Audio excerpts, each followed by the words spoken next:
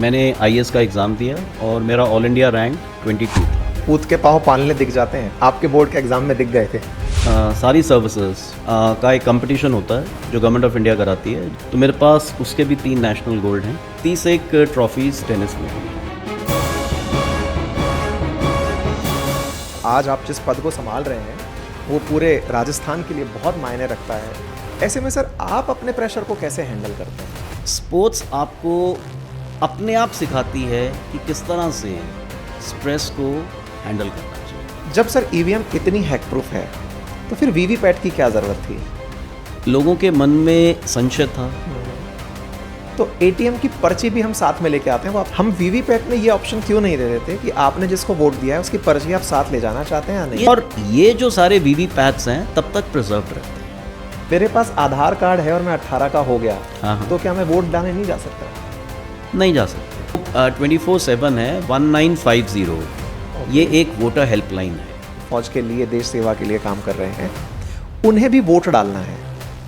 अब वोट डालने के लिए उन्हें कुछ इलेक्शन कमीशन फैसिलिटी देता है।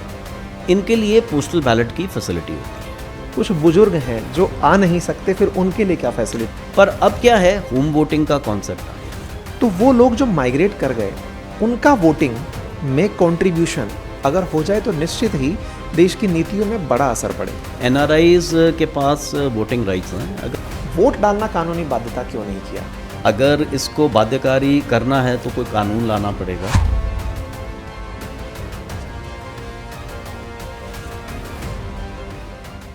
नमस्कार साथियों, स्वागत है आप सभी का अंकित इंस्पायर्स इंडिया पर।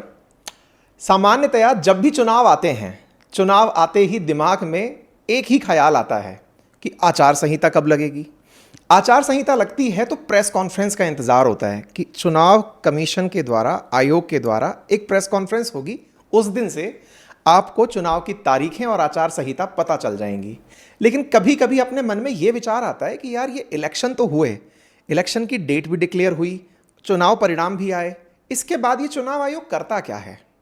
दूसरी बड़ी बात, चुनाव में रिजल्ट, जैसे कई बार स्टूडेंट्स के रिजल्ट्स उनके मन मुताबिक नहीं आते तो मन में प्रश्न आता है कि पेपर टफ था या फिर पेपर में कोई गड़बड़ थी। इन तरह के सवाल जब जब हमारे सामने आते हैं तो मन करता है कि काश हम भी चुनाव आयोग से ये सवाल पूछ पाते। आज मैं इस सौभाग्य के साथ आपके साथ हूँ। मेरे साथ हैं राजस्थान के चीफ इलेक्टोरल ऑफिसर कम प्रिंसिपल सेक्रेटरी राजस्थान सरकार श्री नवीन महाजन सर। आप 1997 बैच के आईएएस ऑफिसर हैं। आपने 10 साल से अधिक अपने जीवन काल में कलेक्टरशिप की है, जिसमें 3 बड़े जिले राजस्थान के, जिनमें जयपुर, अजमेर, जोधपुर भी शामिल रहे हैं। आपके जीवन में लगभग 25 से अधिक साल का प्रशासनिक अनुभव रहा है। ऐसे में आज जब हम उनसे वार्ता करेंगे तो जानने का प्रयास करेंगे कि आपके पूरे प्रशासनिक कार्यकाल में सबसे चुनौतीपूर्ण क्या रहा, इलेक्शन में इलेक्शन कमीशन की भूमिका क्या होती है, आपके जीवन में आईएएस बनने की प्रेरणा क्या थी, और हमारे चुनाव से लेकर जो डाउट हैं, क्या ईवीएम हैक हो सकती है, क्या वीवीपैट के साथ गड़बड़ की जा सकती है, तमाम बातें आज के सेशन में विस्तार से। तो चलिए स्वागत करते हैं नवीन महाजन सर का। Sir very warm welcome. Thank you sir. तो सर, जैसा हमने शुरुआत में पूछा कि इलेक्शन में जब भी चर्चा होती है तो पहली चर्चा इसी बात से होती है कि क्या इसमें धांधली हो सकती है। ये तो आज हमारा थीम है, लेकिन लेकिन आप हमारे साथ हैं तो हमारे साथ में लिसनर्स जो हैं वो उस कैटेगरी से बिलोंग करते हैं, उस क्लास से बिलोंग करते हैं जिन्हें जीवन में प्रशासनिक अनुभव लेना है, प्रशासन में जाना है, प्रशासन को करीब से देखना है। आपके माध्यम से पूरे जीवन वर्णन के साथ हम चुनाव आयोग की यात्रा तक पहुंचने वाले हैं। सर, शुरुआत कहाँ से होती है आपकी? आप कहाँ से बिलोंग करते हैं, कहाँ से पढ़ाई करते हैं, क्रमशः शुरुआत से? मैं जालंधर पंजाब से बिलोंग करता हूँ और मेरी जो शुरुआती स्टडीज़ हैं वो जालंधर में ही संपन्न हुई। मैं इनिशियल ईयर्स में कॉन्वेंट स्कूल में वहाँ पे पढ़ता था और फिर मैं एपीजे पब्लिक स्कूल था, उससे पास आउट किया। मैंने 10th सीबीएसई में इंडिया में साइंस में टॉप किया था और ओवरऑल कंट्री में भी आई वाज इन टॉप 5। उसके बाद मैंने मैथ्स के साथ नॉन मेडिकल लिया और आईआईटी में, और उस टाइम पे रुड़की अलग होता था, तो दोनों जगह मेरा सिलेक्शन हुआ। उस टाइम पे नॉर्थ जोन का सेपरेट इंजीनियरिंग एंट्रेंस भी होता था, उसको सीटी कहते थे, कंबाइंड एंट्रेंस टेस्ट। तो उसमें एज अ टॉपर मैंने मुझे इलेक्ट्रॉनिक्स मिल रही थी, और उस ज़माने में मुझे इलेक्ट्रॉनिक्स करने का थोड़ा सा चाह भी थी। तो मैंने Punjab university, Punjab engineering college से बीटेक इलेक्ट्रॉनिक्स इलेक्ट्रिकल इंजीनियरिंग में किया। और उसके बाद फिर मेरी जो कैंपस में प्लेसमेंट थी, एक जर्मन बेस्ड म्यूनिच में एक एमएनसी थी सीमेंस करके, उसमें प्राइवेट सेक्टर में मेरी जॉब लगी थी। मैंने मेरा शुरू से ही विदेश में जाने का कोई मन नहीं था। इनफैक्ट मेरा जो सबसे करीबी कज़न था, उसके साथ वो मेडिकल कॉलेज में तब पढ़ता था, मुझसे साल डेढ़ साल बड़ा था। तो हमारी आपस में डिस्कशन होती रहती। उसको बड़ा शौक़ था लंदन जाने का, यूके में सेटल होने का। तो उस ज़माने का एक आइडियलिज़म होता है, आदर्शवाद होता है कि हम सोसाइटी में इस सिस्टम में रह के कुछ चेंज ला सकें। तो उसी मकसद से मैंने आईएएस का एग्ज़ाम दिया और मेरा ऑल इंडिया रैंक 22 था। वाओ। हमारे यहाँ कैडर सिस्टम होता है, सो मुझे राजस्थान कैडर मिला। मैं बड़ा सौभाग्यशाली हूँ, और इस कैडर ने, इस स्टेट ने भी मुझे बहुत प्रेम दिया। वाओ सर, बचपन से कहावत होती है, पूत के पाँव पालने दिख जाते हैं। आपके बोर्ड के एग्ज़ाम में दिख गए थे। पर मैं एक चीज़ स्पष्ट करना चाहूँगा एकेडमिकली, कि मैं through out my schooling topper रहा। 10 सीबीएसई में मैंने इंडिया में भी टॉप किया था, पर मैं स्पोर्ट्स में भी इक्वली कंफर्टेबल था। वॉलीबॉल, हॉकी और ख़ास तौर पे क्रिकेट, ये मेरे फेवरेट स्पोर्ट्स थे। और ना केवल मैं स्कूल लेवल पे स्पोर्ट्स में एक्सेल किया हूँ, मैंने बाद में भी स्पोर्ट्स, इवन आज भी अगर आप बात करें तो मैं डेली टेनिस खेलता हूँ 2 घंटे। Early morning I am on tennis courts. मेरे पास अगर ऑल इंडिया सारी सर्विसेज का एक कंपटीशन होता है जो गवर्नमेंट ऑफ इंडिया कराती है, जिसमें कस्टम्स, इनकम टैक्स, रेलवे, सभी के प्लेयर्स आते हैं, स्पोर्ट्स कोटे के प्लेयर्स भी आते हैं। तो मेरे पास उसके भी 3 नेशनल गोल्ड हैं। वाह। और स्टेट में अलग अलग तरह के जो टूर्नामेंट्स होते हैं, हमारा खुद का जो चीफ सेक्रेटरी चैलेंजर कप वगैरह होता है, तो मेरे पास 31 ट्रॉफीज़ टेनिस में भी हैं। वाह। तो स्पोर्ट्स के अलावा मुझे डिबेट्स का और क्विज़ेस का, इनका भी शौक़ था। सो मेरी ये जो एकेडमिक्स के साथ साथ जो एक्स्ट्रा करिकुलर्स वाली जो डायमेंशन थी, वो भी काफ़ी साउंड थी। सर, आपकी पूरी बात सुन के 2 तरह के भाव उत्पन्न होते हैं। बच्चा पढ़ने में होनहार है तो ठीक है, वो अच्छी जगह तक पहुंच ही जाएगा। लेकिन इसी के साथ एक काउंटर भाव उत्पन्न होता है उन लोगों के मन में जिनके एकेडमिक्स पुअर रहे, जिन लोगों ने कुछ भी ऐसा अचीव नहीं किया जो माइलस्टोन्स आपने अचीव किए। उनको आप अपनी तरफ से लाइफ के तजुर्बों से क्या अनुभव देना चाहते हैं? क्योंकि हर बच्चा होनहार नहीं हो सकता सर। आप बिल्कुल सही कह रहे हो। एकेडमिक, हम ये इंडिया में एक आर्टिफिशियली क्रिएटेड एक प्रेशर है, जो मुझे लगता है पेरेंट्स के ज़रिए, स्कूल्स के ज़रिए हमारा जो करिकुलम है वो बच्चों पे इम्पोज कर देता है। कोई ज़रूरी नहीं है कि बच्चा एकेडमिक्स में ब्रिलियंट हो, बहुत आउटस्टैंडिंग हो। लाइफ में बहुत करियर ऑप्शंस हैं, और ये मैं ज़रूर मानता हूँ हर बच्चे में कोई ना कोई इस तरह का टैलेंट होता है जो उसका यूनिक होता है। केवल ज़रूरत होती है उस टैलेंट को किसी स्टेज पे पहचानने की।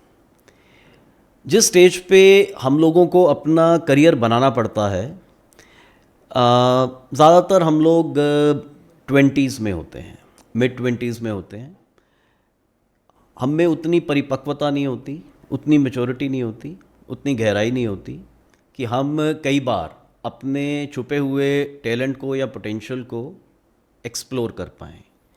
और जो हमारे एल्डर्स हैं, जो हमारा पीयर ग्रुप है, उस प्रेशर में कई बार हम अपना एक करियर चूज़ कर लेते हैं।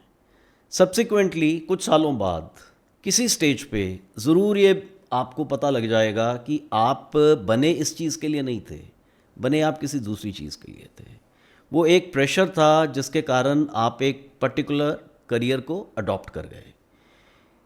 मेरे हिसाब से कोई भी स्टेज जब आपको एक्चुअल अवेकनिंग होती है वो लेट नहीं होती है।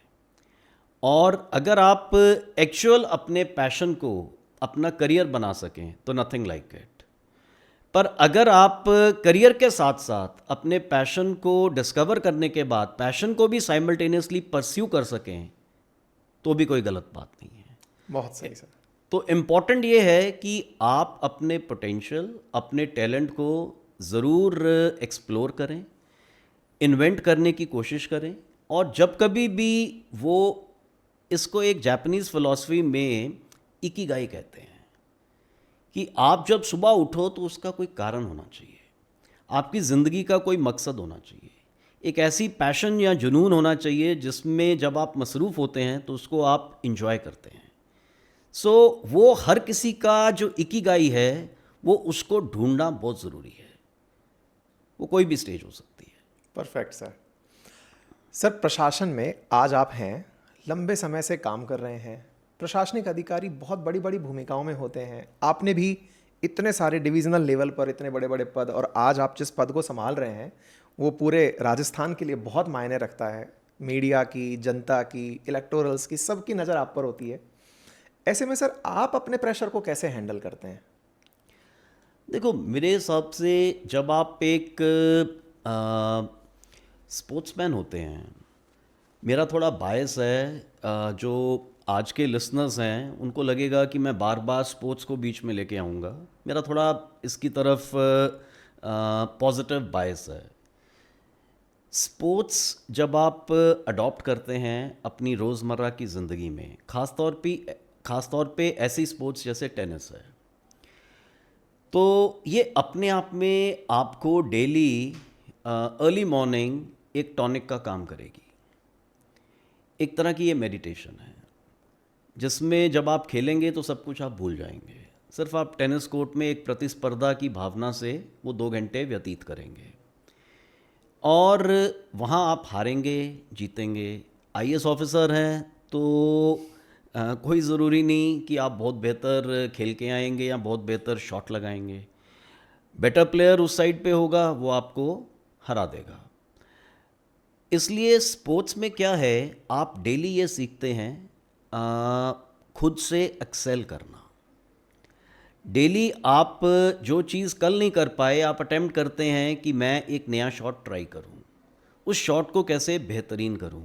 सो आपका जो थॉट प्रोसेस है वो एक्सेल करने का अपने आप बनता जाता है। स्पोर्ट्स में आपने अगर परफॉर्म करना है तो आप अगर स्ट्रेस लेके टूर्नामेंट्स खेलेंगे तो आप टूर्नामेंट्स में कभी भी सक्सेसफुल नहीं होंगे। आप टैलेंटेड हो सकते हैं, बहुत अच्छे प्लेयर हो सकते हैं, स्किल सेट आपका बहुत खूबसूरत हो सकता है, तो भी अगर आपने मैच में ज़्यादा प्रेशर ले लिया या आप ज़्यादा स्ट्रेस में आ गए तो आप चोक हो जाएंगे। आप अपना जो स्किल सेट है उसको आप डिप्लॉय नहीं कर पाएंगे। आपसे कमज़ोर ओपोनेंट भी आपको टूर्नामेंट में हरा देगा। सो स्पोर्ट्स आपको अपने आप सिखाती है कि किस तरह से स्ट्रेस को हैंडल करना चाहिए। वाह। तो रियल लाइफ में आपने स्पोर्ट्स को आपके व्यवहारिक जीवन में अपना लिया, और इससे मेरे लिए स्पोर्ट्स केवल एक फिजिकल एक्सरसाइज करने का माध्यम नहीं है या कैलोरीज बर्न करने का माध्यम नहीं है, या अपने आप को एक सेल्फ डिसिप्लिन में डालने का माध्यम नहीं है। मेरे लिए स्पोर्ट्स इससे काफ़ी बढ़कर है, ये मेरी ज़िंदगी की फ़िलॉसफी है। वाह सर, बहुत कुछ प्रेरणादायक है और मैं इस चीज़ को खुद पर भी अपनाने वाला हूँ। अच्छा सर, अब आते हैं हम आज जिस पद पर आप विराजमान हैं। सर ये पद सुर्खियों में बहुत रहता है, पद भी रहता है और चुनाव आयोग का काम भी रहता है। दुनिया का सबसे बड़ा लोकतंत्र भारत, इतनी बड़ी जनता को, इतनी बड़ी पॉपुलेशन को, जो वोटर्स हैं, उनको वोट देने का काम हम करवाते हैं। लेकिन सर, जब आप लोगों को ये सुनने का ताना मिलता है चुनाव आयोग को कि इसमें कुछ तो गड़बड़ है, प्रथम दृश्यता कैसी फीलिंग आती है? ये बिल्कुल वैसे है, आपने फेयर तरीके से सब कुछ किया और आपको कहा जा रहा है कि आपने चीटिंग करके ये एग्ज़ाम पास किया है। सर, ये कैसी फीलिंग होती है? बिकॉज मैंने अब तक छोटा मोटा जो अनुभव प्रशासन में पाया, हमको बोलने का वो नहीं होता है कि किसी ने आरोप लगाया, ठीक है, आपका काम लगाना है, हमारा काम अपने कार्य को संपादित करना है। देखिए, मेरे ख्याल से ये अब एक लार्जली क्लोज चैप्टर है। मैं मानता हूँ कि ईवीएम्स को लेके पब्लिक में एक परसेप्शन बनाने की कोशिश की गई थी कि शायद ईवीएम्स हैक हो सकती हैं, टेम्पर हो सकती हैं, टिंकर हो सकती हैं। आपको विदित होगा कि हमारे हिंदुस्तान के सर्वोच्च न्यायालय ने, माननीय सुप्रीम कोर्ट ने भी इस पे अब अंतिम मोहर लगा दी है। हर तरह के एक्सपर्ट्स ने इसको एग्जामिन कर लिया, हर तरह के फोरा पे ये डिस्कस हो गया। ये ईवीएम एक स्टैंड अलोन डिवाइस है, ना तो ये ब्लूटूथ, ना वाईफाई, ना इंटरनेट, किसी भी चीज़ से ये कनेक्टेड नहीं है। एक स्टैंड अलोन डिवाइस वैसे ही हैक नहीं हो सकता। सर, एक इसमें काउंटर क्वेश्चन है। अभी रिसेंटली लेबनान में इजराइल ने अपनी तरफ से कुछ डिवाइसेस, जिसमें पेजर धमाके की अगर आपने चर्चा सुनी हो, पेजर धमाके चलो इलेक्ट्रॉनिकली कनेक्टेड थे कि इंटरनेट से उनके पास सूचनाएं आ रही थी। सुनने में ये आया कि सोलर पैनल्स भी ब्लास्ट कर गए। They are also stand alone. नहीं, स्टैंड अलोन अगर आप ट्रिगर कर रहे हो किसी चीज़ को with an explosive, so you need a remote control, ठीक है। और अगर आप रिमोट कंट्रोल से अंदर आपने एक्सप्लोसिव प्लांट कर रखा है एंड आप इंफ्रारेड या किसी भी चीज़ से आप डिपेंडिंग अपॉन किस तरह से उसको रिमोटली कंट्रोल करना चाहते हो, यू कैन कंट्रोल इट। यहाँ इशू वो नहीं है। यहाँ इशू क्या है कि आपका जो डेटा है, आपका डेटा क्या इस ईवीएम से छेड़छाड़ हो सकती है क्या? इस डेटा की सैंक्टिटी है क्या? इसके लिए अलग अलग स्टेजेस पे अलग अलग चीज़ों को इंट्रोड्यूस किया गया। देखिए, ईवीएम्स इस कंट्री में अब काफ़ी पुरानी हो चुकी हैं। हर तरह के चुनाव ईवीएम से संपादित कराए जा चुके हैं। हर चुनाव से पहले, मतदान से पहले ईवीएम्स की पॉलिटिकल पार्टीज़ के जो भी कंटेस्टिंग कैंडिडेट्स हैं, उनके एजेंट्स के सामने हर बूथ पे मॉक पोल अरेंज किया जाता है। मॉक पोल कोई अफरा तफरी में नहीं कराया जाता, इत्मीनान से उस मॉक पोल को संपादित कराया जाता है। उसमें हर तरह के परमुटेशन कॉम्बिनेशन से वोट डाल के देखे जाते हैं और उसके हिसाब से अगर मशीन फाइनल रिजल्ट देती है तो माना जाता है कि ये जो ईवीएम है उपयुक्त है। इसमें उसके बाद ही मतदान जो है प्रारंभ होता है। इसमें काउंटर क्वेश्चन है सर। इंडिया जो कि अभी डेवलपिंग कंट्री है, वो ईवीएम अपना लेता है। डेवलप्ड कंट्री लाइक यूएसए वो ईवीएम नहीं अपनाता। नहीं, पर ये कोई तर्क नहीं है कि हमारे लिए अमेरिका कोई ज़रूरी नहीं है कि हमारे लिए एक बेंचमार्क हो, ठीक है। हर चीज़ में ये मान लेना कि जो वेस्टर्न सोसाइटी है वो हमसे बेटर मिसाल कायम कर सकती है, मेरे ख्याल से ये तर्क बहुत अच्छा तर्क नहीं है। मिसाल के तौर पे जैसे आप देखिए डिजिटल पेमेंट्स हैं, आज यूपीआई है या बाकी जो डिजिटल प्लेटफॉर्म्स हैं, आज अगर आप सब्जी लेने भी जाते हैं या इवन छोटे मोटे वेंडर्स के पास भी जाते हैं तो बहुत से आपको कन्वीनियंट टूल्स मिलेंगे ऐप के ज़रिए, मतलब आप ऑनलाइन पेमेंट्स कर सकते हैं। आप यूएस में चले जाइए, ठीक है, यूरोप में चले जाइए, अब आप वहाँ पे अगर आप डिजिटल ट्रांजैक्शंस का स्तर देखेंगे, हिंदुस्तान उससे आगे निकल चुका है। सो अब हम ये कहें कि हम अमेरिका में तो इतना डिजिटल ट्रांजैक्शन का परसेंटेज नहीं है या यूरोप में नहीं है, तो हमारे यहाँ ज़्यादा हो रहा है, तो क्या हम कुछ गलत कर रहे हैं? तो ये मेरे ख्याल से जो तर्क है ये कोई बहुत अच्छा तर्क नहीं है जो हमें सामने रखना चाहिए। ठीक है। हर चीज़ में अमेरिका या यूरोप को अगर हम अपनी मिसाल मानेंगे, ये सही चीज़ नहीं है। ठीक है, एक लाइटर नोट पे सवाल, जब से आप इस पद पर आए, क्या आपके कुछ पर्सनल लोगों ने, जैसे जो आपके साथ खेलने जा रहे हैं, जो आपके पुराने दोस्त हैं, जो कॉलेज टाइम के हैं, ऐसा होता है ना, आप तो बता ही दो कि ऐसा होता है क्या? ऐसा कभी कुछ हुआ है? देखिए, मैं अभी भी मानता हूँ ऑल सेड एंड डन अभी भी एक स्मॉल सेगमेंट है जो स्केप्टिकल है, और उनके तरफ के जब फेवरेबल रिजल्ट आते हैं तब वो क्वेश्चन नहीं करते, और जब उनके मन माफिक रिजल्ट्स नहीं आते हैं तो उनके मन में संशय उत्पन्न होता है, क्योंकि वो पॉलिटिकली अलाइंड हैं विद अ पर्टिकुलर ग्रुपिंग। तो रिजल्ट्स के हिसाब से उनके मन में ये संशय उत्पन्न होता है। सो मेरे ख्याल से हम लोग जो प्रोफेशनल्स हैं, जो अपने आप को रियल सेंस में एजुकेटेड मानते हैं, हम लोगों को कुछ चीज़ों को अप्रिशिएट करना चाहिए। इलेक्शन कमीशन ऑफ इंडिया ने सारे तर्क के साथ जब चीज़ को माननीय सुप्रीम कोर्ट के सामने रखा और अपेक्स कोर्ट की जब उस पर अंतिम मोहर लग गई है, so it should be a close chapter. Definitely sir, पर होता यह है ना कि आपसे हमें पूछने का मन इसलिए कर रहा है क्योंकि हमारी कभी इस तरह चुनाव आयोग से बात नहीं हुई जैसे आज हमें सौभाग्य मिला है। We are very much thankful to you, और इसीलिए मैं उन सवालों को मेरे माध्यम से आप तक लेके आ रहा हूँ, क्योंकि मैं सोशल मीडिया पे इस तरह के प्रश्न देखता रहता हूँ। तो आप अगर बुरा ना माने तो मैं इस चर्चा को थोड़ा और आगे ले चलना चाहूँगा। जब सर ईवीएम इतनी हैक प्रूफ है तो फिर वीवीपैट की क्या ज़रूरत थी? लोगों के मन में संशय था, इलेक्शन कमीशन को कुछ भी छुपाने का नहीं था। सो इलेक्शन कमीशन ने परसेप्शन को तोड़ने के लिए तत्समय ये एक इनिशिएटिव लिया कि ठीक है, जब आप वोट करते हैं तो आपको 7 सेकंड के लिए पॉज में दिखना चाहिए कि जिस कैंडिडेट को, जिस पार्टी को आपने वोट किया है, क्या वही है, और फिर उसके बाद वो पर्ची ड्रॉप हो। सो जो वीवीपैट है उसको बेसिकली जो इनिशिएट किया गया था वो इस परसेप्शन को तोड़ने के लिए किया गया था। तो इसमें एक बहुत ही लॉजिकल क्वेश्चन इस तरह से है कि हमारे देश में जब ट्रांजैक्शन करने अपन एटीएम पर जाते हैं तो एटीएम की पर्ची भी हम साथ में लेके आते हैं। वो आपसे 2 ऑप्शन देता है कि आप पर्ची निकालना चाहते हैं या पेड़ बचाना चाहते हैं।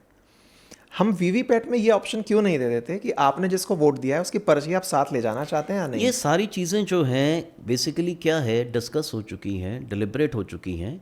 ऐसा नहीं है, वो सारी पर्चियाँ बाकायदा जो इलेक्शन पिटीशन होता है, जब चुनाव संपन्न हो जाता है, काउंटिंग हो जाती है, रिजल्ट्स डिक्लेयर हो जाते हैं, उसके बाद भी एक मियाद होती है लगभग 45 दिन की, जिसमें कोई भी कैंडिडेट जो लूजिंग साइड पे है वो कंटेस्ट कर सकता है उस इलेक्शन रिजल्ट को by way of an election petition in court of law.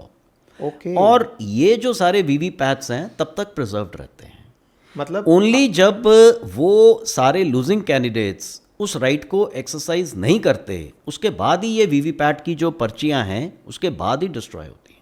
Okay, मतलब यू मीन टू से कि मैं अगर चुनाव हार गया, यस, आपके पास राइट है, तो आप अपने पुराने जो रिजल्ट्स आपके जहां पे बूथ पे डले हैं वीवीपैट आप चेक कर की सकते सारी हैं। पर्चियां प्रिजर्व्ड रहती हैं तब तक, और आपका जो तमाम इवन 100% जो रिकॉर्ड होता है जिसके द्वारा हमने मतदान कराया होता है वो सारे का सारा प्रिजर्व्ड रहता है। Okay. And it can be under court scrutiny.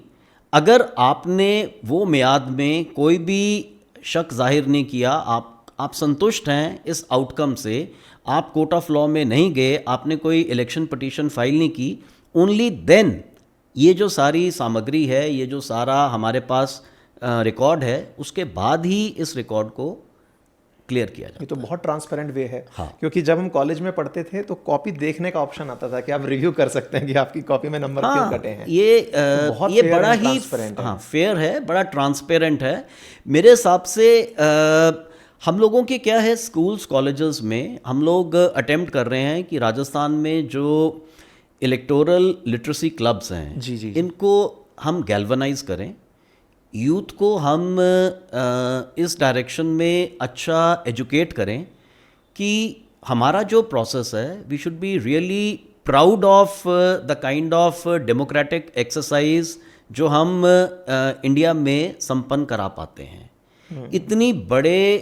इतने बड़ी डेमोक्रेसी में, दुनिया की सबसे बड़ी डेमोक्रेसी में हम इलेक्ट्रॉनिकली ये प्रोसेस कंडक्ट करा रहे हैं बहुत बड़ी बात है। और विद फुल ट्रांसपेरेंसी। और हम लोगों ने, मैंने 10 साल से अधिक तो फील्ड में इन चीज़ों को अपनी निगाह के नीचे संपन्न कराया है। सो मैं इसमें अयोटा ऑफ डाउट भी नहीं रखता। इतनी लेयर्ड ऑफ सिक्योरिटीज़ हैं जिसकी आप कल्पना नहीं कर सकते। बाहर वाले को मैंने आपको बताया कि वो उनकी अपनी पॉलिटिकल प्रिज्म है जिसके अंतर्गत कई बार वो पर्टिकुलर जो एक सेगमेंट है स्केप्टिकल होके इस तरह के बेबुनियाद आरोप लगाती है। सो दैट कि उनके ऑडियंस को ये लगता रहे, उनके वोटर्स को, Yes. चाहने वालों को, खैर वो अलग पार्ट है क्योंकि अब ये चैप्टर क्लोज हो चुका है। डेफिनेटली सर, So- ये डेफिनेटली so हम लोगों को रादर अपनी डेमोक्रेसी के जो क्रेडेंशियल्स हैं, जब सब कुछ आर्ग्यू हो गया, सारी एविडेंस रख ली गई, सब कुछ, एक स्टेज आनी चाहिए कि हम इसको क्लोज चैप्टर माने। बहुत सही सर। और आप देखेंगे ऐसा नहीं है, कंट्री में डिफरेंट पॉलिटिकल कलरेशन की जो गवर्नमेंट्स हैं अलग अलग प्रदेशों में बनती हैं, नंबर्स फ्लक्चुएट करते हैं, बेशक पार्लियामेंट्री इलेक्शंस हों। तो ये जो एक धारणा क्रिएट भी की जाती है, इट इज़ टोटली बेसलेस। अच्छा सर, एक आउटसाइडर के तरीके से, क्योंकि मैं एकेडमिक्स में रहा हूँ, खुद थोड़े दिन के लिए प्रशासन के साथ भी काम किया, आउटसाइडर के तरीके से मैं एक प्रश्न आपके सामने ला रहा हूँ, और वो ये कि इलेक्शन कमीशन जिस दिन चुनावों की डेट की घोषणा होती है उसी दिन एक्टिवेट होता है, और इलेक्शन रिजल्ट्स जब आ जाते हैं उसके बाद ख़त्म हो जाता है, या फिर उससे पहले भी काम कर रहा होता है? आंसर मैं जानता हूँ, आपके मुंह से मेरी ऑडियंस के लिए जानना चाहता हूँ। देखिए क्या होता है कि जो इलेक्शंस कंडक्ट कराने का जो फेज़ होता है वो तो बहुत ही हेक्टिक होता है। उसमें हम लोगों को ध्यान है, मतलब 16-16, 18-18 घंटे हम लोगों को फील्ड में काम करना पड़ता है, बिकॉज इतनी ड्रिल्स होती हैं, इतनी स्टिपुलेटेड या मैंडेटेड हमारी कंपल्शंस होती हैं, हमें उनको स्मूथली कंडक्ट कराने के लिए 16-18 घंटे भी फील्ड में काम करना पड़ता है। जो इसके अलावा है, बहुत सी ऐसी प्रक्रियाएं हैं जो सतत हैं। जैसे मिसाल के तौर पे जो हमारा समरी रिवीजन इलेक्टोरल रूल्स का है, पहले क्या होता था कि 18 साल की आप एज आपने ग्रहण कर ली तो कैलेंडर ईयर में एक ही डेट होती थी कि 1 जनवरी को अगर आप 18 साल के हो गए तो आप एलिजिबल हो गए वोटर बनने के। इलेक्शन कमीशन ने सोचा कि इसको भी थोड़ा सा और फैसिलिटेट किया जाए, तो इसको क्वार्टरली बेसिस पे कर दिया। क्वार्टरली बेसिस पे करने का फ़ायदा ये हो गया कि अब 1 जनवरी को, 1 अप्रैल को, 1 जुलाई को, 1 अक्टूबर को अगर आप 18 साल के हो रहे हैं, so you can get registered yourself as a voter. अगर आप 17 साल के भी हैं और अभी आप 18 के नहीं हुए हैं तो आप क्यू में भी लगना चाहते हैं तो आप अप्लाई कर सकते हैं। इसमें आप बकेट में जाएंगे। एक बेसिक सा सवाल। हाँ बताएं। मेरे पास आधार कार्ड है और मैं 18 का हो गया, हाँ। तो क्या मैं वोट डालने नहीं जा सकता? नहीं जा सकते। आपको वोटर लिस्ट में तो पहले अपने आप को रजिस्टर कराना पड़ेगा। और वो कैसे होता है? पहले इसके लिए थोड़ा प्रोसेस कम्बरसम था। इसमें केवल मैनुअल ऑप्शन होता था, मतलब कि आपको फिज़िकली एक फॉर्म भरना पड़ता था जिसको फॉर्म 6 कहते हैं, और उसके हिसाब से आप बूथ लेवल ऑफिसर या जो ERO होता था उस कॉन्स्टिट्यूंसी का, उसको वो फॉर्म देते थे। इलेक्शन कमीशन ने बहुत से IT इनिशिएटिव्स लिए हैं। आज आप एक सिंपल मोबाइल ऐप के प्लेटफॉर्म पे वोटर हेल्पलाइन ऐप को डाउनलोड करके आप बड़े सरलता से इस फॉर्म को फिल करके अपने आप को वोटर बनने के लिए एनलिस्ट करा तो सकते ये सबके लिए अवेलेबल होता है सर? हैं, सबके लिए अवेलेबल। इसको हम अपने कमेंट बॉक्स में पिन कर सकते हैं फिर? बिल्कुल कर सकते हैं। ठीक है, तो हमारी ऑडियंस इस चीज़ के लिए भी जिनको करना मुझे है। ये मैंने कई जगह देखा कि यंगस्टर्स को इस चीज़ के बारे में ज़्यादा अवेयरनेस नहीं है। जैसा आपने भी पूछा, उनको ये लगता है कि हम 18 साल के हो गए, सो जस्ट बिकॉज कि हम 18 साल के हो गए, हम इंडियन सिटीजन हैं, आधार हमारे पास है, सो पॉसिबली हम लोग इलेक्शन में जाके बूथ पे जाके वोट डाल सकते हैं। ऐसा नहीं है, आपको वोटर तो फिर भी बनना पड़ेगा। अच्छा सर, एक बेसिक डाउट, मैं जयपुर में रहता हूँ, अलवर मेरा नेटिव है, तो मेरे पास इलेक्टोरल रोल में नाम कहाँ का आएगा अगर मैंने मोबाइल से बुक किया है तो? आप जहाँ भी ऑर्डिनरीली रेजिडेंट हैं फॉर द टाइम बीइंग, आप वहाँ की वोटर लिस्ट के लिए अप्लाई कर सकते हैं। ओके, लेट्स से एक जगह पे आपका नाम आएगा, ठीक है। अगर आप यहाँ पे मान लीजिए नौकरी करते हैं या यहाँ पे आप पढ़ रहे हैं for the time being, may be कोई कोचिंग ले रहे हैं या आप किसी कोचिंग इंस्टीट्यूट में पढ़ा रहे हैं, कुछ भी कर रहे हैं, तो आप ऑर्डिनरीली यहाँ के निवासी हुए, तो आप यहाँ के वोटर बन सकते हैं। और अगर आप प्रेडोमिनेंटली वहाँ रहते हैं तो आप वहाँ से अप्लाई कर सकते हैं। जैसे आप बता रहे थे आप अलवर से हैं जी, तो आप वहाँ के वोटर बन सकते हैं। अच्छा। पर आप दो जगह के साइमल्टेनियसली वोटर नहीं बन सकते। तो इसमें कोई लिमिट नहीं है कि मैं इतने दिन से यहाँ रह रहा हूँ तो यहाँ का, जैसे नागरिकता में होता है? इसमें ऑर्डिनरीली है, Okay. सो ये थोड़ा व्यवहारिक रखा गया है, बिकॉज इसमें अगर हम नाप तोल करने लगेंगे तो वो व्यवहारिक नहीं रहेगा। अच्छा, सो आइडिया इज़ कि आपको वोटर बनने के लिए सहूलियत मिले। अब इसी को कॉन्जिक्यूटिव में थोड़ा और आगे लेके चलते हैं। लेट से मेरे पास है पहचान पत्र और वोटर लिस्ट में मेरा नाम था अलवर में, और अब मैं मान लीजिए जयपुर में रहता हूँ और यहाँ वोट देने जाना चाहता हूँ, इसके लिए भी मैं इसी एप्लीकेशन को यूज़ कर सकता हूँ? हाँ हाँ, बड़े आराम से कर सकते हैं। माइग्रेशन आपका बड़े आसानी से वोटर हेल्पलाइन ऐप से हो सकता है। वहाँ से आपका नाम हट जाएगा और यहाँ पे आपका नाम जुड़ जाएगा। तो मुझे क्या आपको documents- इवन कुछ भी नहीं है, बड़ा बेसिक है, इवन आधार से ये इनेबल हो सकता है। आपको इसमें कोई बड़ी ही सरल से फॉर्म्स हैं। आप अगर इस ऐप पे देखेंगे तो आपको लगेगा 7 दिन के अंदर अंदर वंस यू अप्लाई, ठीक है, आपका डिस्पोजल हो जाता है। वाह, हाँ, मतलब बेसिक 7 डेज के अंदर, 7 क्लियर डेज के अंदर आपकी जो एप्लीकेशन है उस पर आप वोटर बन जाते हैं। या वोटर लिस्ट में अगर आपके कोई पर्टिकुलर्स में आपने कोई संशोधन कराना है, वो संशोधन हो सकता है।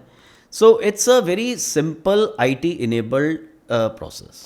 एक होता है मतदाता पहचान पत्र यस, और एक होता है इलेक्टोरल रोल में आपका नाम, जब आप वोट देने जाते हैं Yes. वहाँ पर। तो जिनके पास पहचान पत्र है उनका नाम वहाँ होगा, लेकिन बूथ कौन सा होगा ये चेक करने के लिए भी ये एप्लीकेशन हाँ है? हाँ हाँ, वैसे भी हम लोगों ने इसके अलावा जो 24/7 है 1950, ये एक वोटर हेल्पलाइन है। ओके, तो ये 1950 टोल फ्री हमारी वोटर हेल्पलाइन नंबर है। कोई भी मतदाता किसी भी टाइम इस नंबर पे कॉल करके कोई भी किसी तरह की जानकारी है वो हासिल कर सकता है। ओके, 24/7। यस, वाह, तो इसका मतलब ये हुआ कि अगर आप वोट देना जाना चाहते हैं, मैं कुछ इसी तरह के क्वेश्चंस और पूछूंगा क्योंकि मेरी बहुत सी ऑडियंस अभी यूथ बन रही है और कुछ लोग बाहर भी काम करते हैं, सबके दिमाग में कुछ प्रश्न होंगे। सर, राजस्थान के संदर्भ में जैसे बात करते हैं, आज राजस्थान में बाई इलेक्शंस का दौर शुरू होने वाला है। ऐसे में बड़ा प्रश्न है सर, कुछ हमारे राजस्थान के भाई, विशेष रूप से शेखावाटी के भाई, फौज में काम कर रहे हैं, फौज के लिए, देश सेवा के लिए काम कर रहे हैं, उन्हें भी वोट डालना है। अब वोट डालने के लिए उन्हें कुछ इलेक्शन कमीशन फैसिलिटी देता है? हाँ हाँ, बिल्कुल देता है। ना केवल आर्मी में जितने भी पैरामिलिट्री फोर्सेस हैं, बेशक BSF है, CRPF है, आप CISF में हैं, किसी भी पैरामिलिट्री फोर्स में है या आर्मी में हैं, इन सारे जो फौजी भाई हैं या पैरामिलिट्री फोर्सेस के जवान हैं, इनके लिए पोस्टल बैलेट की फैसिलिटी होती है। सो हम लोग जब चुनाव का नोटिफिकेशन हो जाता है उसके कुछ दिनों बाद जो कंसर्न्ड जो ERO का ऑफिस है वो वहाँ पे पोस्टल बैलेट इनको भिजवा देता है। वहाँ ये फिर अपना बैलेट एक्सरसाइज करते हैं और सील लिफाफे में वो काउंटिंग से पहले आ जाता है। उसको फिर जो काउंटिंग वाला दिन होता है उस सुबह तक जितने भी हमारे पास पोस्टल बैलेट आ जाते हैं ओके, उनको काउंट किया जाता है। थोड़ा सा इसके बारे में मैं और विस्तार से इसलिए जानना चाहूँगा सर कि मैं सियाचिन में पोस्टेड हूँ फॉर एन एग्जांपल, और मैं यहाँ पर ईआरओ के पास अप्लाई परिवारजनों के माध्यम से ही कर सकता हूँ। तो मैं सियाचिन में जहाँ पोस्टेड हूँ, आपको कोई फिजिकली आने की ज़रूरत नहीं है, वो हम इलेक्ट्रॉनिकली उनको मुहैया करा देते हैं। वहाँ पे फिर वो अपना जो बैलेट है, सीक्रेट बैलेट है, वो उसको एक्सरसाइज करता है और उसको सील लिफाफे में वो हमारे पास भिजवा देता है। उसका एक प्रिस्क्राइब फॉर्मेट है, एक डिक्लेरेशन भी देनी पड़ती है, और फिर वो काउंटिंग से पहले पहले जितने भी हमारे पास आ जाते हैं उन सबको फिर हम काउंट करते हैं। ये आइडेंटिफाइड हैं कौन कौन से वोटर्स होते हैं।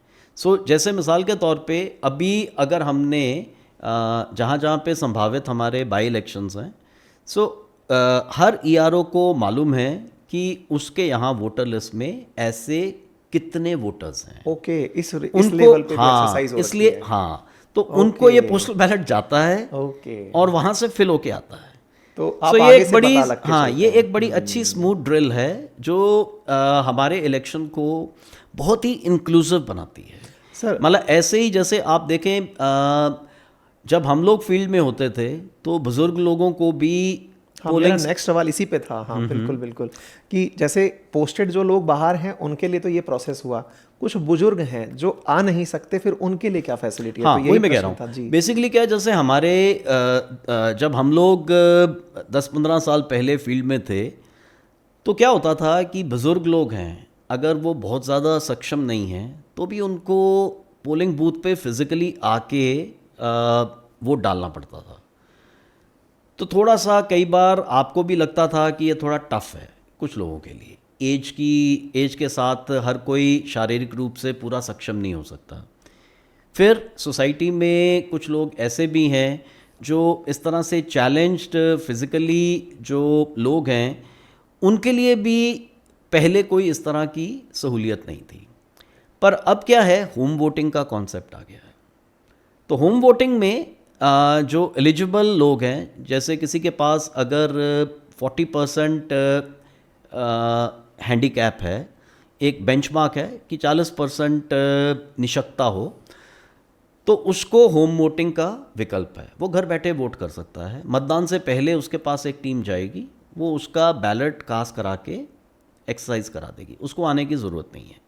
लाइकवाइज जो 85 ईयर्स एंड अबव जो बुज़ुर्ग हैं, उनके लिए भी ये सुविधा है। वहाँ अब आपको बड़ा इंटरेस्टिंग लगेगा, ओवर द ईयर्स क्या है कि जैसे हर पोलिंग बूथ पे एक ब्रेल बैलेट दिया जाता है, बैलेट पेपर होता है। तो अगर कोई देख नहीं सकता, ब्रेल से वो फील कर लेगा, फील कर सकता है, अपने फील कर किसको लेगा वोट देना है। हाँ, कि किसको वोट देना है, एंड उसके हिसाब से वो वोटिंग कंपार्टमेंट में जाके उस सीरियल नंबर पे वोट एक्सरसाइज कर लेगा। सर कुछ व्हील चेयर्स पर जो हमारे दिव्यांगजन उसमें भी ऐसे होता है, उसमें भी आप प्रायर बुकिंग कर सकते हो। ओके, आप अपनी वोटर लिस्ट पे इसको पीडब्ल्यूडी कहते हैं। सो बेसिकली जो पीपल विद डिसेबिलिटीज़ हैं, तो उन इस तरह के जो वोटर्स हैं उनके सामने हम पीडब्ल्यूडी अंकित कर देते हैं, और उनकी रिक्वेस्ट पे फिर वहाँ पे सेपरेट क्यू होती है। ऑन प्रायोरिटी उनको व्हीलचेयर एट्सेट्रा अगर रिक्वायरमेंट है तो कंपेनियन की रिक्वायरमेंट है, कोई और असिस्टेंस की रिक्वायरमेंट है। रैम्प्स भी अब हर पोलिंग स्टेशन पे मैंडेटरी हैं। अच्छा, तो ये सारा जो एक ओवरऑल जो इनिशिएटिव है, इसका मकसद ये है कि चुनाव जिस तरह से भी हो पाए, हर दृष्टि से इंक्लूसिव होना चाहिए। कोई समाज का तबका ऐसा नहीं होना चाहिए जिसको ये लगे कि मेरे लिए चुनाव आयोग ने नहीं सोचा, या मैं इस डेमोक्रेटिक एक्सरसाइज से महरूम रह गया। सर आपने समाज के तबके की बात की, मैं उस पर ज़रूर लौटूंगा, लेकिन इससे पहले जब अब चुनाव आयोग इतनी सारी मेहनत करता है और उसके बावजूद भी वोटिंग टर्नआउट बहुत कम रहता है, तो एक बड़ा प्रश्न खुद पर भी उठता है कि हमने तमाम मेहनत की, उसके बावजूद भी हम लोगों को लाने में नाकामयाब रहे। इसमें हम थोड़ा जब आगे बढ़ते हैं तो पता चलता है कि हमारे देश में दो तरह का माइग्रेशन है। एक वो लोग जो देश से बाहर चले गए, एक वो लोग जो इंटरनली माइग्रेट कर गए। कुछ राजस्थान के भाई महाराष्ट्र जॉब करने चले गए, कुछ बिहार के भाई राजस्थान आ गए। तो वो लोग जो माइग्रेट कर गए उनका वोटिंग में कंट्रीब्यूशन अगर हो जाए तो निश्चित ही देश की नीतियों में बड़ा असर पड़े। क्या चुनाव आयोग इस बारे में विचार करता है? हाँ हाँ, बिल्कुल करता है। इनफैक्ट आपको जान के ताजुब होगा, इवन एनआरआईज के पास वोटिंग राइट्स हैं। अगर आप एनआरआई हैं, आप चाहें तो आप भी अपना नाम मतदाता सूची में जुड़वा सकते हैं अपने पासपोर्ट को अवेलेबल करा के। कोई बड़ी उसमें फॉर्मेलिटीज़ नहीं हैं, और आप भी अपना एक्सरसाइज जो वोट है वो आप कर सकते हैं। सो ये अलग अलग एक इवॉल्विंग सिनेरियो है, जिसमें आप सही कह रहे हैं कि वोटिंग परसेंटेज बढ़ाने के लिए जितनी भी अलग अलग सोसाइटी की स्ट्रीम्स हैं उनको टारगेट किया जा रहा है, और कोशिश की जा रही है कि इसको और ज़्यादा इंक्लूसिव किया जाए। जो यूथ है, आज अगर आप देखेंगे तो यूथ को 18 इयर्स में इंडिया में ये राइट है कि आप वोट डाल सकते हो। अब आज का जो नौजवान है, अब उसको वो देखना है कि इतनी बड़ी जो राइट है एक डेमोक्रेटिक सोसाइटी ने उसको दी है, अब उसका भी फ़र्ज़ बनता है कि वो उस राइट को एक्सरसाइज करे। सर, मेरा इसमें एक बहुत ही व्यवहारिक प्रश्न है। आप चुनाव आयोग इलेक्ट्रॉनिकली इतना एडवांस हो चुका, इंटरनेट क्रांति का दौर है। हम ही अभी बोल रहे थे कि ईवीएम जैसी चीज़ हम लोग ले आए, मतलब हम लोग हैं जो टॉर्च बियरर हैं हर चीज़ में। सर क्यों ना, मतलब ये मतलब आउटसाइडर थॉट है, क्यों ना हम ऐसा कुछ प्लान करें, जैसे आज हम अपना डिजिटल पेमेंट यूपीआई के थ्रू कर रहे हैं, क्यों ना हम मोबाइल के थ्रू जो लोग माइग्रेट कर गए, जैसे आज अगर आप ट्रेन का टिकट लेने जाते हैं। देखिए, ये सारी चीज़ें जो हैं अंडर कंसिडरेशन है। ऐसा नहीं है, ये एक इवॉल्विंग फेस है। सो इस पे, इन सब चीज़ों पे ये सब सुझाव इलेक्शन कमीशन के पास आते हैं, इन पे मंथन भी होता है, एंड सही टाइम पे with all safe guards political parties के साथ कंसल्टेशन के बाद इन पे उचित निर्णय दे के इनको अंजाम भी दिया जाता है। क्योंकि ये सवाल केवल इसलिए था क्योंकि आज देश उस दौर में है जब वो इंटरनेट क्रांति के साथ गुजर रहा है, और निश्चित ही चुनाव आयोग आने वाले समय में कुछ ऐसी थॉट्स पे काम करेगा, कीपिंग इन माइंड कि इसका कोई और मिसयूज़ ना हो जाए। और साथ ही साथ सर, एक और व्यवहारिक प्रश्न लोगों के दिमाग में आता है कि हमारे देश में बहुत सारी बाध्यताएं कानून ने तय की हैं, वोट डालना कानूनी बाध्यता क्यों नहीं किया? अगर इसको बाध्यकारी करना है तो कोई कानून लाना पड़ेगा और उसमें कुछ प्रावधान करने पड़ेंगे। डेफिनेटली। एक और प्रश्न सर इसी से, मैं लोकसभा का वोट देना चाहता हूँ तो मुझे इलेक्टोरल रोल अलग देखना होता है, मैं विधानसभा का देना चाहता हूँ तो रोल अलग देखना होता है, और जब मैं लोकल बॉडीज़ का चुनाव देखने जाता हूँ तब अलग रोल होता है। आप सही कह रहे हैं। ये फ़िलहाल हमारी डेमोक्रेटिक प्रोसेस में ये एक जटिलता है, और जो वोटर लिस्ट हैं इनका जो इंटीग्रेशन है वो एक लाजमी कदम, नेक्स्ट लॉजिकल एक स्टेप बनता है। अब मेरे ख्याल से निकट भविष्य में इस पे खूब मंथन हो रहा है, इस पे खूब चिंतन हो रहा है, और इस दिशा में जो कारगर कदम है वो निकट भविष्य में उठेंगे। मेरा इसमें क्वेश्चन ये था कि जो आपने एप्लीकेशन बताया, क्या मैं उससे इन तीनों में अपने नाम अपडेट करा सकता हूँ? नहीं, जो हमारे वाला जो वोटर हेल्पलाइन ऐप है, so that is confined to Lok Sabha and Vidhan Sabha. Okay. So assembly elections and parliamentary elections.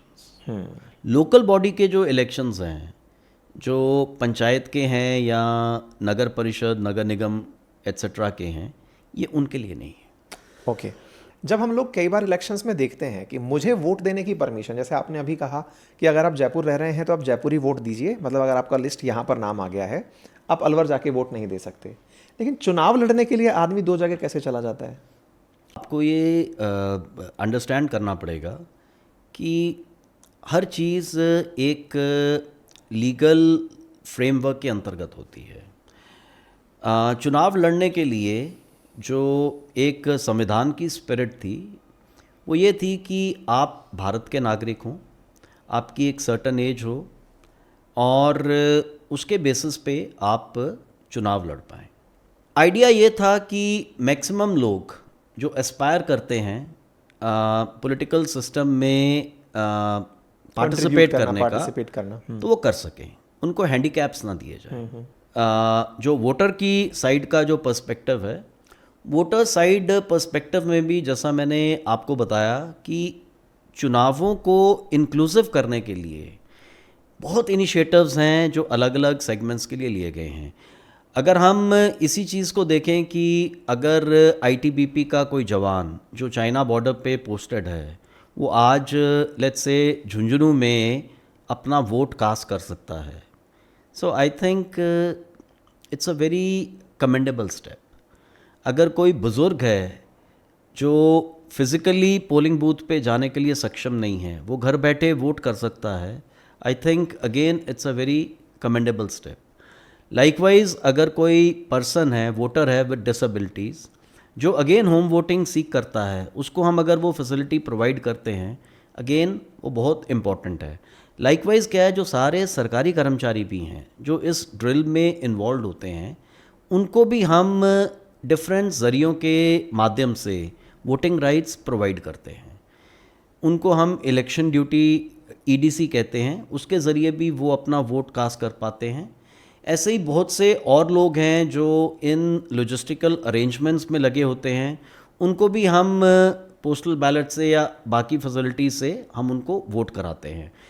चुनाव आयोग हमेशा सोचता है कि किस तरह से हम वोटिंग ज़्यादा इंक्लूसिव बनाएं, वोटर के नज़दीक हम कैसे पहुँचें, बूथ उसके बिल्कुल नज़दीक लाएं।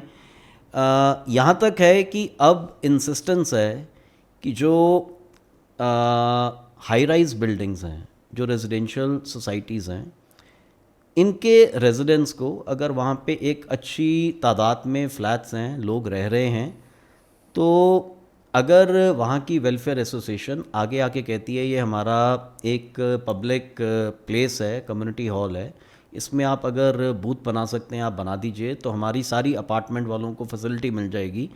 तो इस तरह से भी हम लोग अब बूथ्स बना रहे हैं। सो आइडिया ये है कि हर रेवेन्यू विलेज में एक बूथ होना चाहिए, ताकि वहाँ पे अगर 250-300 वोटर भी हैं तो वो जाके सरलता से 1 किलोमीटर, 1.5 किलोमीटर, 2 किलोमीटर के दायरे में जाके वोट डाल दें। शहर में ये डिस्टेंस क्राइटेरिया और भी कम है। उस सोसाइटी के अंदर ही अगर 300 वोटर, 350 वोटर, 400 वोटर, 500 वोटर हैं, वहीं पे बूथ बना के आप उनको वो सहूलियत दे सकते हैं। इलेक्शन कमीशन इस पे बहुत फ्लेक्सिबल है, बहुत फ्रेंडली है, और इसी अप्रोच के साथ हम लोग यहाँ भी वो एक्सरसाइज कर रहे हैं। अभी हमने जो लोकसभा चुनाव कराए थे, और करंटली उस चुनाव के बाद भी हम लोगों ने अलग अलग ज़िलों में, अलग अलग कॉन्स्टिट्यूंसीज़ में, जो मैंने अभी कुछ मापदंड बताए कि हर रेवेन्यू विलेज में एक बूथ होना चाहिए, तो उस दृष्टि से हम लोगों ने आइडेंटिफाई किया कहाँ कहाँ पे और बूथ बन सकते हैं, ताकि आने वाले टाइम में जब वोटिंग हो तो वोटर को और नज़दीकी से और सहजता से वोट करने का विकल्प मिले।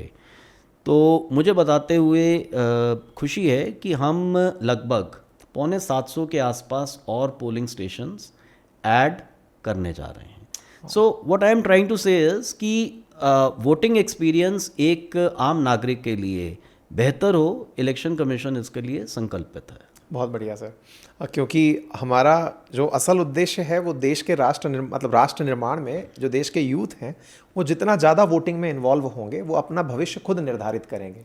जिन पॉलिसी से वो प्रभावित होते हैं उन पॉलिसीज़ पर जब वो अपनी राय वोट देकर रखेंगे तो निश्चित ही उनका कंट्रीब्यूशन उन्हें ये जज्बा एहसास देगा कि इस भविष्य के लिए मैं खुद जिम्मेदार हूँ। जो लोग वोट देने नहीं जाते वो टिप्पणी करने से बचें और जाकर खुद पहले वोट दें, उसके बाद कमेंट्री करें। इलेक्शन कमीशन आपसे यही कहता है कि आप वोट देकर अपनी पहचान को स्थापित करें कि मैं इस राष्ट्र का हूं और मैंने इस राष्ट्र निर्माण में अपनी भूमिका निभाई है। सर, प्रश्न तो बहुत सारे हैं आपसे पूछने के, लेकिन समय की गरिमा है कि उसको भी ध्यान में रखते हुए आखिर में मैं केवल यही पूछना चाहूँगा सर कि किस तरह से हम और इंक्लूसिव इस तरीके को करें, हम जैसे लोग जो सोशल मीडिया पर हैं, टीचर्स हैं, वो और किस तरह से इसमें अपना योगदान दे सकते हैं ताकि ज़्यादा से ज़्यादा लोग वोट देने पहुँचें। देखिए, मेरे ख्याल से इंडिया बहुत ही मैच्योर डेमोक्रेसी है, और अगर आप ओवरऑल नेशनल ट्रेंड्स देखेंगे, स्टेट लेवल इलेक्शंस के ट्रेंड्स देखेंगे, तो आप देखेंगे बहुत ही हाई लेवल टर्नआउट्स होते हैं। अगर आप जम्मू कश्मीर को भी देखें, जिसमें इलेक्शन कराना और अच्छा वोटर टर्नआउट लेना, उसमें तो बहुत ही चैलेंजेस थे, पर आप देखेंगे लोगों ने किस तरह से बढ़ चढ़ कर पार्टिसिपेट किया। जमहूरियत को सलाम किया। सो ये जो जज्बा है हमारे यहाँ इनेट है, और सोशल मीडिया के ज़माने में आप जैसे लोग जो इन्फ्लुएंसर्स हैं, मेरे ख्याल से ये जो डेमोक्रेटिक इकोसिस्टम है इसको और किस तरह से अच्छा लीवरेज कर सकते हैं, आप लोगों को डेफिनेटली अपनी टाइम एनर्जी इसमें लगानी चाहिए। इलेक्शन कमीशन भी अपनी तरफ से रीच आउट करता है। हम लोग भी अपने डिस्ट्रिक्ट्स में अलग अलग जगहों पे यूथ आइकॉन्स को आइडेंटिफाई करते हैं। यूनिवर्सिटीज़ में किसी ने जो अच्छे अचीवर्स हैं, यंग अचीवर्स हैं, उनको हम एज आइकॉन लेते हैं, उनको अपना एम्बेसडर बनाते हैं। तो हम लोग चाहते हैं कि ये जो इलेक्टोरल प्रोसेस है यूथ के साथ अच्छा रेजोनेट करे, यूथ इसके साथ कनेक्ट करे, और यूथ ही है जो फ्यूचर है। सो जितना अच्छा यूथफुल पार्टिसिपेशन होगा, मेरे ख्याल से इंडिया की डेमोक्रेसी उतनी वाइब्रेंट रहेगी। बहुत बढ़िया, आपका बहुत बहुत धन्यवाद सर अपना कीमती समय देने के लिए। और निश्चित ही हमारे जो भी लिसनर्स हैं वो अपने मताधिकार का उपयोग करेंगे और सशक्त भारत के निर्माण में महत्वपूर्ण भूमिका निभाएंगे। Thank you so much sir अपना कीमती समय देने के लिए। Thank you.